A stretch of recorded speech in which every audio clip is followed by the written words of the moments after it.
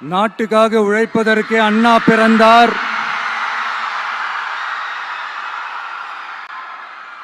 பொது நலத்தில் தானே நாள் முழுக்க கண்ணா இருந்தார்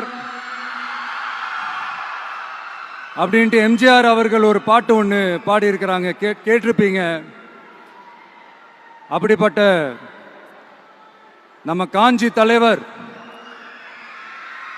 அறிஞர் அண்ணா அவர்கள் பிறந்த மாவட்டம் தான் இந்த காஞ்சிபுரம் மாவட்டம்.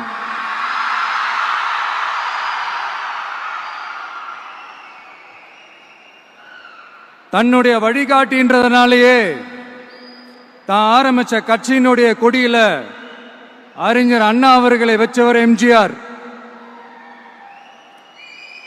ஆனா அறிஞர் அண்ணா அவர்கள் ஆரம்பிச்ச அந்த கட்சியை அதுக்கப்புறம் கைப்பற்றினவங்க என்னெல்லாம் பண்றாங்கன்னு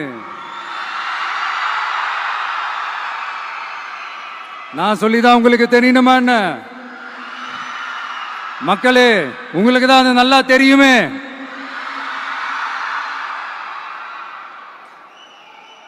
தனிப்பட்ட முறையில் எங்களுக்கும் அவங்களுக்கும் எந்த பிரச்சனையும் கிடையாதுங்க. எந்த வாய்க்கா வரப்பு தகராறுலாம் எதுவுமே கிடையாதுங்க.